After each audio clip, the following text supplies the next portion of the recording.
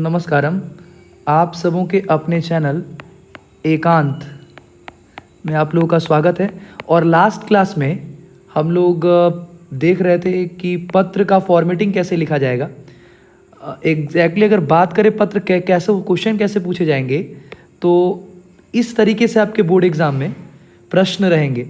मतलब क्वेश्चन दिया रहेगा, इस तरीके से क्वेश्चन लिखा रहेगा, इस क्वेश्चन को पढ़ना होगा और क्वेश्चन के साथ आपके पास 10 ऑप्शन भी रहेंगे, 10 ऑप्शन भी दिए रहेंगे और इन्हीं से 10 फिल इन द ब्लैंक्स को भरना होगा। ठीक है, इसको भरना होगा, इन सबको भर के, और कई बार ऐसा है कि फिर से पुनः लिखना होता है।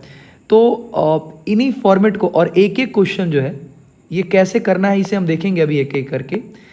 तो लास्ट क्लास में जो हमारा पिछला क्लास था उसमें हम देख रहे थे कि कैसे उसके फॉर्मेट हैं। ठीक है, औपचारिक पत्र क्या है, हमने पत्र को पढ़ा था कि पत्र क्या है। फिर हम पत्र के प्रकार को देखे थे कि औपचारिक पत्र क्या है। फिर हमने देखा अनौपचारिक पत्र क्या है। फिर हम लोग देख रहे थे अनौपचारिक पत्र क्या है, फॉर्मल लेटर क्या है, इनफॉर्मल लेटर क्या है, ये हम देख रहे थे। फिर सबके अलग अलग फॉर्मेट को हमने देखा कि इसको स्टार्ट कैसे करेंगे, बीच का पार्ट, और हर एक पत्र के 3 पार्ट को हम लोग देख रहे थे कि उसका प्रारंभ वाला भाग कैसा होगा, उसके बीच वाले पार्ट में मध्य भाग कैसा होगा पत्र का। फिर हमने देखा कि अंतिम भाग, पत्र का अंतिम भाग कैसा होगा। ठीक है, सेम यही प्रोसेस हमने इसके लिए भी देखा कि पत्र अगर हम लिख रहे हैं, शुरुआत में क्या लिखेंगे, मध्य में क्या लिखेंगे, लास्ट में क्या लिखेंगे। आज हम कुछ लेटर के फॉर्मेट, अभी भी हम फॉर्मेट की बात करेंगे, क्योंकि फॉर्मेट देखने, अच्छा कुछ उसके बाद फिर हम कुछ प्रैक्टिस भी कर लेंगे। जैसे कुछ पत्र हम देख लेंगे, जैसे मान लीजिए अगर हम अनौपचारिक पत्र के फॉर्मेट की बात करें, अभी आप समझते चलेंगे। ठीक है, कई बार ऐसा होता है कि इनिशियल स्टेज में चीज़ें समझ में नहीं आती हैं, धीरे धीरे करके थोड़ा थोड़ा चीज़ों को समझते चलेंगे। वैसे इस वीडियो को देखते ही आप में काफ़ी क्लैरिटी आ जाएगी, तो ज़्यादा डाउट नहीं रहेगा। फिर उसके बाद हम प्रैक्टिस करेंगे और बिल्कुल ही फिर बहुत आसानी से आप पत्र के क्वेश्चन आंसर बना पाएंगे, क्योंकि वहाँ पर ऑप्शन भी होगा, तो बहुत ईजी होने वाला है। ठीक है, अभी हम लोग देखें, अगर हम ये बात करें, अगर हम बात करें पत्र की, तो इसमें अगर हम बात करें अनौपचारिक पत्र में, अगर एक पिता अपने पुत्र को एक पत्र लिखता है, लेट सपोज कि आपका पत्र है, ठीक है, तो हम ये देखेंगे कि शुरुआत में क्या लिखा जाएगा। तो पिता अगर अपने पुत्र को पत्र लिखता है तो यहाँ पर शुरू में वो क्या लिखेगा, एक तो जिस जगह से लिखा जाता है उस जगह का नाम यहाँ पर लिखा जाता है, पता जहाँ से लिखा जा रहा है पत्र, उसका पता लिखते हैं यहाँ पे। फिर दूसरा, अगर एक पिता लिख रहा है, ठीक है, एक पिता अपने पुत्र को पत्र लिख रहा है। ठीक है, एक पिता अपने पुत्र को अगर पत्र लिख रहा है तो उसमें यहाँ पे क्या लिखेंगे, तो यहाँ पर वो लिखेगा, एक मिनट रुकिएगा, ये क्या हो रहा है, एक पिता लिखेगा अपने पुत्र को पत्र, तो उसमें हो जाएगा जैसे प्रिय पुत्र, ठीक है, फिर प्रिय पुत्र, और पुत्र के जगह पे यहाँ वो उसका नाम भी दे सकता है, यहाँ पे उसका नाम दे सकता है। फिर या प्रिय करके फिर यहाँ पर चिरंजीव लिख सकता है, चिरंजीव या सुभाषीष, यहाँ पर लिख देगा चिरंजीव।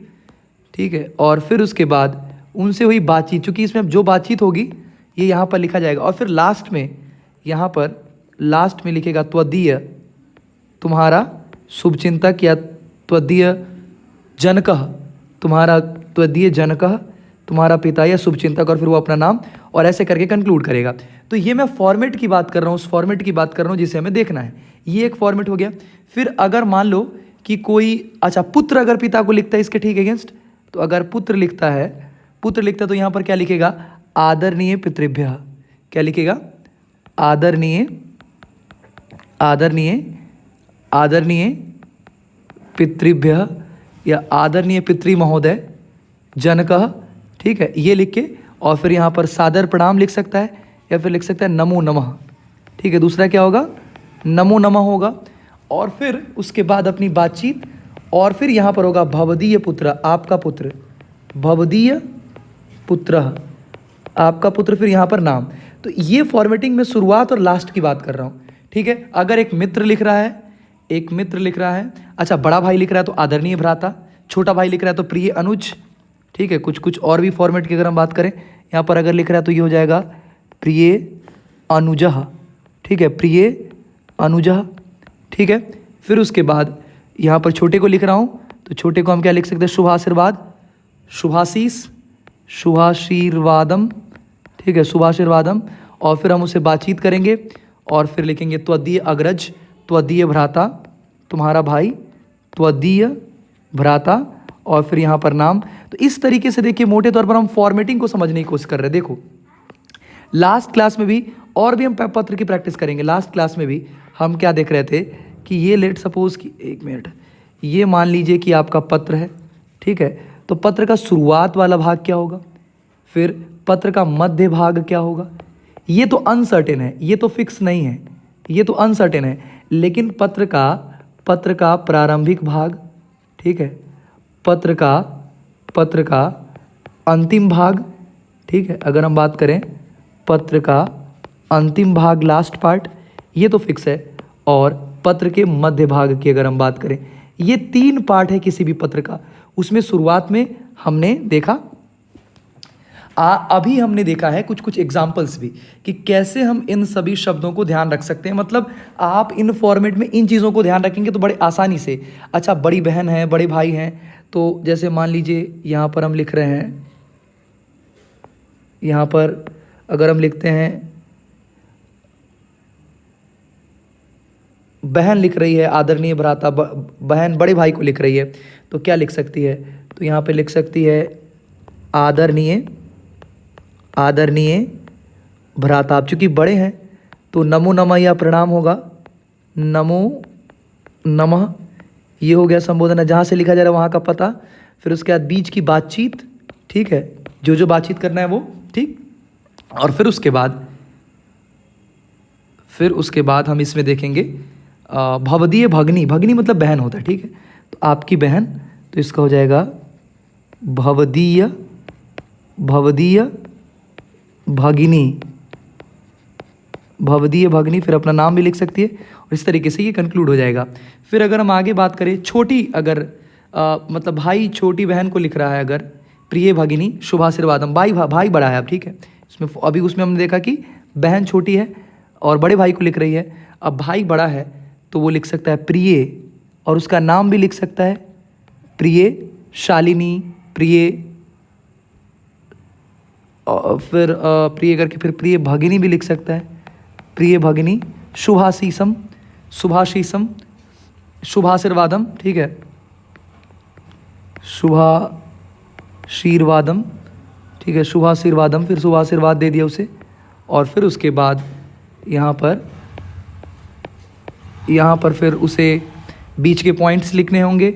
और फिर यहाँ पर अंत में वो क्या लिखेगी, तो त्वदीय प्रिय भ्राता, उसके बड़े भाई हैं, तो लिखा जाएगा, यहाँ पर लिखा जाएगा त्वदीय प्रिय भ्राता, ठीक है। यहाँ पर क्या लिखा जाएगा, त्वदीय तुम्हारा प्रिय भ्राता, त्वदीय प्रिय भ्राता।